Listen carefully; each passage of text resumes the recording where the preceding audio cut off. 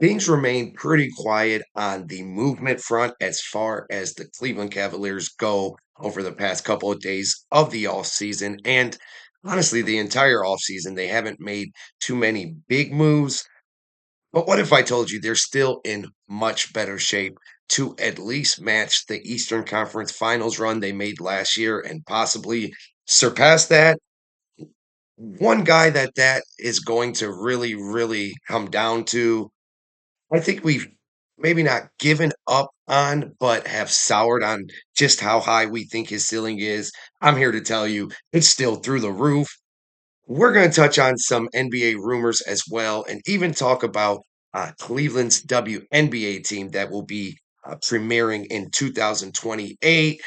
Before we get into all that, I have to give our neighbors, the Cleveland Guardians, some credit because, man, yesterday in the final day before the trade deadline or the day of the trade deadline, Guardians went out there and did something they haven't done in a long time. I can't remember the last time they were this aggressive at the deadline. Will it pay off? Who knows? But you got to show them some love for at least getting out there and trying it. Anyways, that's another very long intro just to say I'm Paul Williams. This is Cavs Daily, and we're back with another banger. Let's get into the first topic, which is discussing our Cleveland Cavaliers, of course, and the fact that despite us getting to the Eastern Conference Finals last year, I feel like we underwhelmed in the playoffs and did not play very well at all. I mean, our offense was pretty solid through the first 2 rounds before, uh, dropping to middle of the pack after the Knicks series. Our defense was hit or miss. It came and went throughout the entire playoffs. Our shooting was very uncharacteristically bad, not even like mid, medium, okay. It was bad. And our turnover rates were just ridiculously too high. We also had trouble fouling too much and hitting our own free throws. And we had a bunch of guys who had never really played together before, especially in high leverage moments. We also had to win 2 game 7s, 1 on the road against the number 1 seed, and then it all kind of fell apart in the Eastern Conference Finals, but just looking back on that playoff run actually gives me a lot of hope coming into this season because we've talked about the fact that Harden, Mitchell, Mobley, and Donovan, or I'm sorry, and Allen have only or had only played 5 games together going into the playoffs. I think that really showed in the playoff run. Yes, they had a long run, but man, was it up and down. I mean, after winning the 2 games against the Raptors to open things up in Cleveland, I think everyone was feeling very good and confident about where the Cavs stood. Then they go to Toronto and drop 2, including one where they led Game 7 with 4 minutes left, won the Game 5 before, of course, losing a heartbreaking Game 6. And then in Game 7, they fell behind double digits early, trailed at the half, but ultimately won in semi-blowout fashion to move on to the Pistons series where once again, there was a lot of negatives. Like first 2 games of that series, the Cavs did not look good at all, despite the fact that they found themselves either tied or in a one possession game in the fourth quarter of the first 2 games in Detroit. They lost both and had to come back to Cleveland down 0-2 after winning the 2 in Cleveland, a little closer than we would have liked. I think they played their best game of the entire playoffs in the Game 5 against the Pistons. But then again, they played maybe their worst game of the playoffs in Game 6 back at home in Cleveland with a chance to close out the series, forcing themselves to have to go on the road and play a Game 7 in a very tough environment against the number 1 seed. We all know that the Cavs handled business in that series and got the Game 7 win, but still, that wasn't a super reassuring performance against the Pistons. And then we all know what happened against the Knicks. After blowing a 22-point fourth quarter lead, the Cavs kind of quit, if we're being honest, the rest of that series. So, I mean, when you look at it like that, it's like, damn, we made the Eastern Conference Finals, and I don't think we even played to our average. I think we played below average basketball overall for the majority of that playoff run. And if we played, I mean, say what it is, bad basketball for 40% of the playoff run, yet still made it to the Eastern Conference Finals and had a chance to win game one in New York and flip that series on its head, what can the Cavs do if they have a year playing together under their belt going into the playoffs? And maybe they knock down some of the 3-point shots that the year prior they couldn't miss. Maybe Donovan gets back to the playoff killer he was in the previous 3 years because he was not that last playoff season. And maybe James Harden doesn't average 88 turnovers a game. He cuts that down. Maybe Evan Mobley and Jared Allen don't shoot below 70% from the free throw line. As put it like this, they combined to average 10 free throw attempts per game in the playoffs. Mobley shot 62%. Allen shot 57%. When you I mean, think about that, guys. That's 5 points left on the board on average per game right there just from the free throw line. You make 2 or 3 more of those. I'm not even asking them to shoot 90% or even 80%. Shoot 70%, make 2 more per game. That changes things.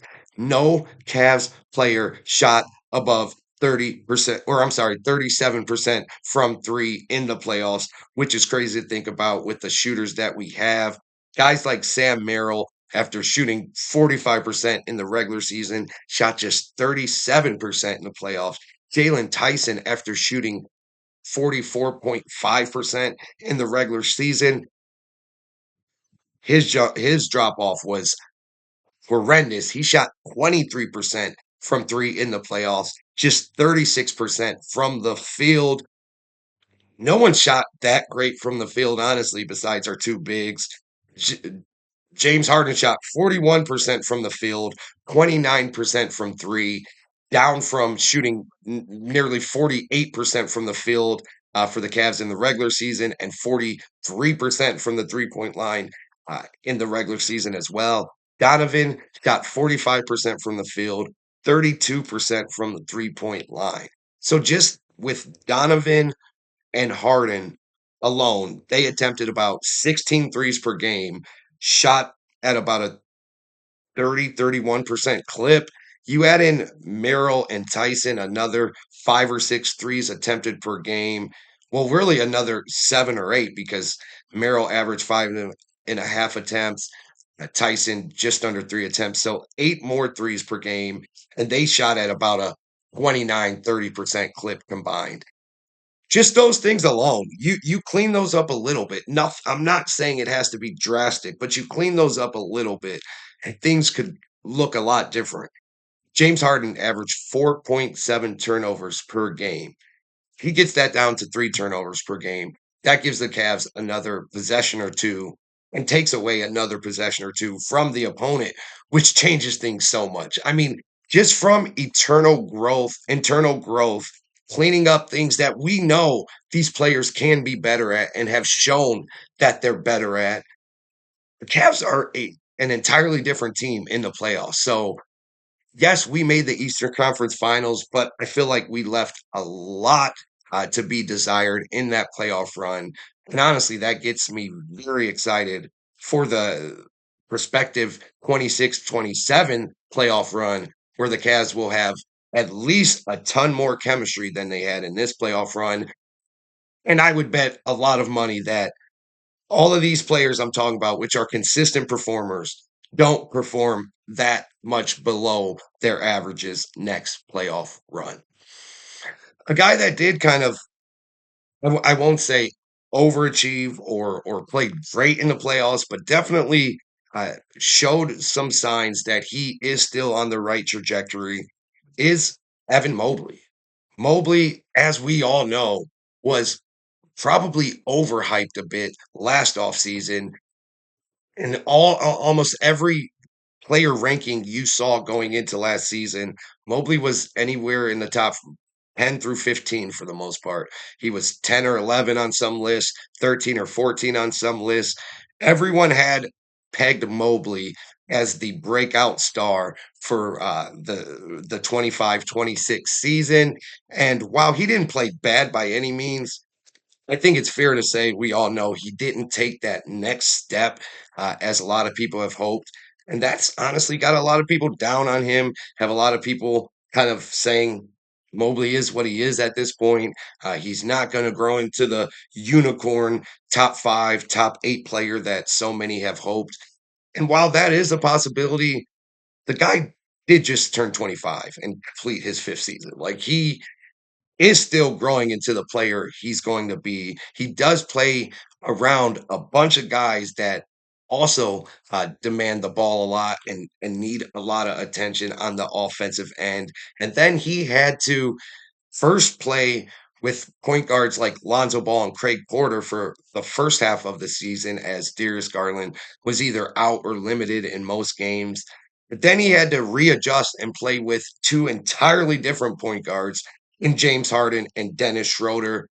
That's tough for anyone to kind of get accustomed to, especially a big man where honestly, a lot of your touches and a lot of your opportunity relies on the guards getting you the ball. And it looked like Mobley just wasn't aggressive enough in his own by his own doing, but also didn't get enough opportunity. He would have big first quarters where he'd score 12, 14 points, be super aggressive. Then he'd kind of just disappear the rest of the game. I think if and I really hope Atkinson is going to make Mobley more of a consistent focal point this offseason going into next season. Mobley still does have a leap in him. He still does have another level he can get to. We're talking about a guy that averaged 18, 9, 4, 2, and 1 coming off a season where he had won defensive player of the year the season before. So regardless, even if he plateaued and he stays where he's at, that's still a top 20 NBA player and nothing to scoff at. But I just think we're down a little bit too much on Mobley. And I feel like the playoffs were kind of a preview of what he still has in store and can still bring to the table for this Cavaliers team. He flashed a lot of good things in the playoffs. He, after shooting very well from three in the previous couple of regular seasons, he dropped down to just 30% from three in the regular season last year, but he was able to shoot a lot better in the playoffs. Didn't take a ton of threes. He's never going to be a super high volume shooter, but he did shoot four threes per game at a 34% clip. He can get that up back to around 36% on four threes a game. That's a game changer for the type of player Evan Mobley is. And that alone could help him take that next step. He had some games where he was clearly the Cavs' best player in the playoff run, and he might have just period overall been the Cavs' best player in their playoff run. Probably the most consistent, but again, look at some of these field goal attempt totals for the playoff run. It's just frustrating because he needs more, but his shot attempt totals in the versus the Raptors, pretty good. First game, 9, then 13, 13, 11, 13, 15. Then only 7, 11, 10, 6, 11, 13, 14, 10, 16, 8, 18, and 15. So in the 3 of the final 4 games, he shot at least 15 field goal attempts, which he had only done once in the previous 14 playoff games. That says a lot right there. Despite still not getting a ton of offensive opportunity, he was one of the most reliable Cavs players on the offensive end and on the defensive end. He had some really big games versus the Knicks. He had a 24 and 12 game. Against the Pistons, he had a few big games. And then against the Raptors, he had back to back games where I think he had 23 and 11, then 26 and 12. So he definitely showed that there is still more potential to be unleashed inside of him. He just needs the opportunity to do it, and he has to stay aggressive. I just don't think Mobley has plateaued, and I feel like it went from such an extreme last year, kind of overhyping Mobley, to now being so down on him this offseason. It's kinda like, can we meet in the middle with a realistic expectation for Evan Mobley? Because I do think he still has top 8 potential. And this might be the year he realizes that. Coming into the year, he'll have some actual chemistry with whoever his guards are to start the season. And now he has, like I said, 5 years and four playoff runs under his belt. I really am convinced that this is the time that Mobley's going to take that leap we've all been waiting for. What do you think, though? Do you think Mobley just is who he is, or do you think he has another level that he can get to and will get to in this coming season? Now let's just switch it up a little bit and kind of look around the NBA and also stay in Cleveland as well with some overall basketball news. Of course, this is the dog days of the summer now and of the NBA offseason. We're into August where, if I'm being honest, not a ton happens in the NBA in August. You'll have a big move here or there, of course, but overall, in the bigger sense of things, this is when it kind of goes quiet and you don't really hear much until we get closer to like training camp and the off season, the preseason, blah blah blah. So for now, let's just touch on a few of the trending topics around the NBA. First of all, Donovan Mitchell did get hitched over the weekend, having a star-studded wedding where it looked like every Cavs teammate showed up. Jalen Brown was there, Bam Adebayo, Jalen Brunson, Josh Hart. It was just really a who's who of honestly Eastern Conference contenders. Interesting to see all those guys that go at each other so much being all together to celebrate for Donovan. But congrats to him on that. Hopefully, now with all that out the way, he can just go into next season uber focused on basketball only and all his personal, not issues, but his personal uh, his personal business is kind of in order and he doesn't have to worry about wedding planning, dates, invites, things of that nature. Another, I guess, Cleveland basketball topic is the WNBA team coming to Cleveland in the year 2028. They will make their debut. Of course, we know the Cleveland Rockers were already a WNBA franchise, so it'll be the second time that a Cleveland WNBA franchise has been active in the WNBA. And I'm honestly pretty excited about that. I feel like the WNBA has grown a ton, of course, over the past couple years. And it's interesting to watch. And to have a team in your own backyard is never a bad thing. They're actually announcing the team name as we speak. I'm pretty sure it's going to be the Cleveland Sirens, as there has been a ton of hints about the fact that that's going to be their name, whether it's little Easter eggs on the beach or on the water. They've also trademarked it already, so will by the time this video airs, they'll probably have just announced it. It's happening at the arena as we speak. But yeah, it's most likely going to be the Cleveland Sirens. So shout outs to them. We'll be paying attention as we get closer to them actually fielding a team and then starting their first season in 2028. Couple other things around the NBA. The Denver Nuggets, as we know, are the team that's being watched the most in the NBA right now. Like they have a lot of decisions to be made.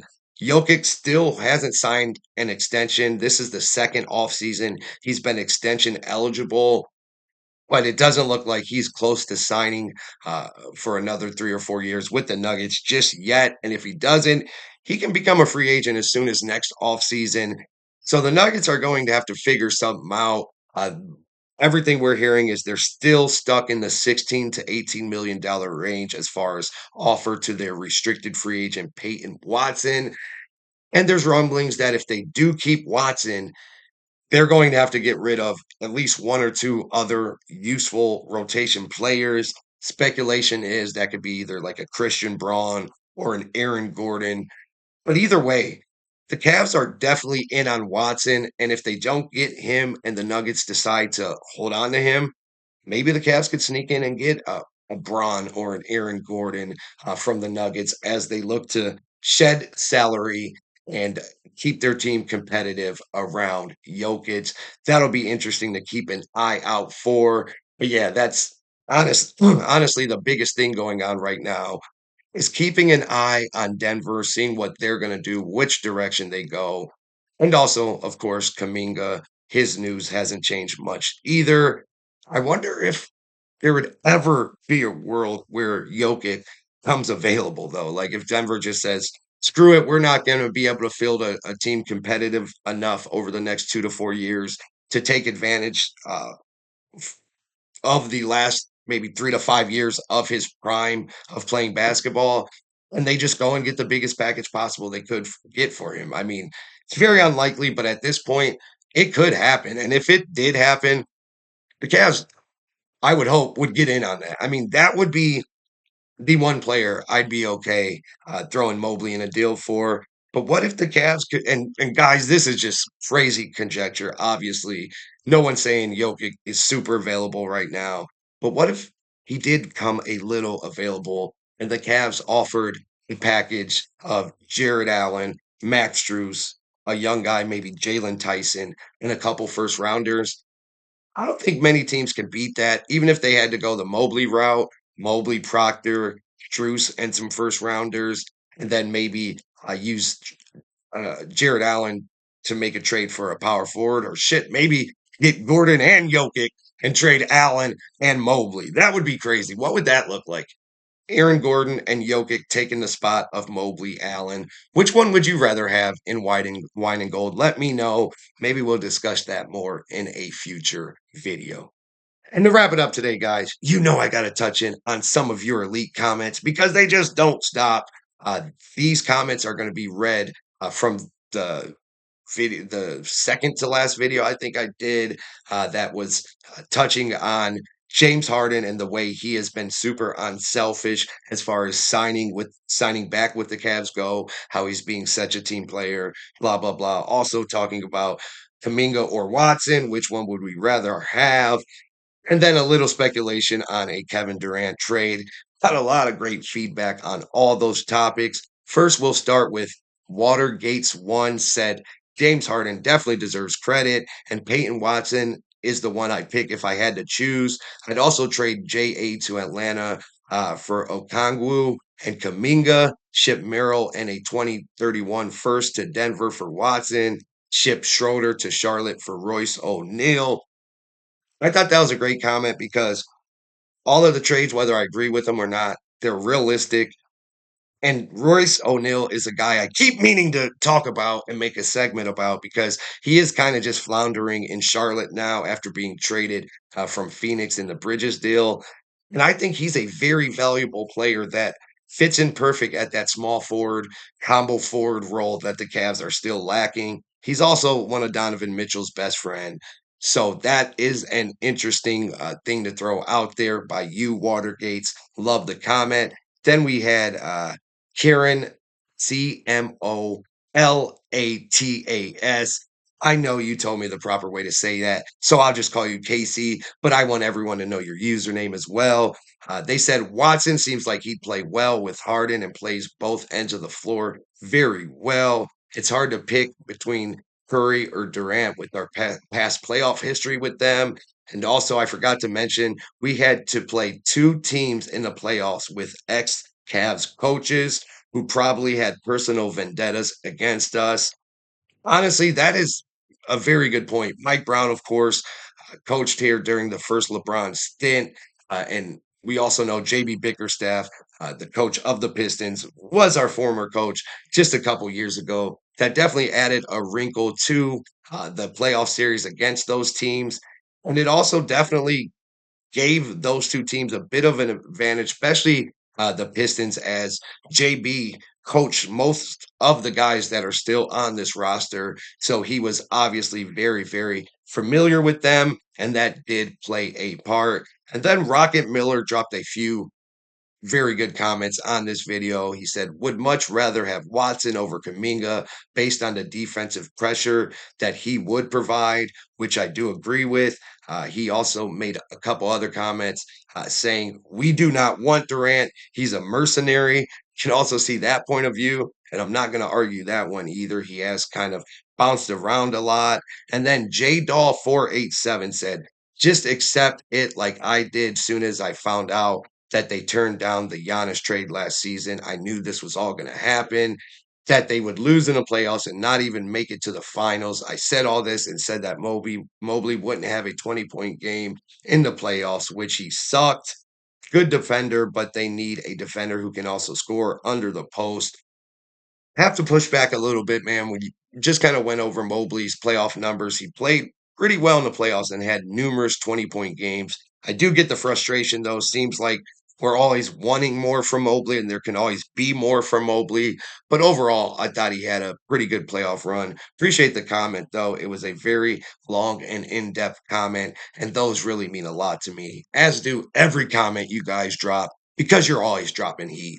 With that, we're going to wrap it up for today, guys. But don't you worry, because we'll be back with another banger tomorrow. If you're still here, do I have to say it? You already know you're a real one. Why would you watch 26 minutes of me rambling and not like and not subscribe? Even if you don't, you're still my guy, though. Have a good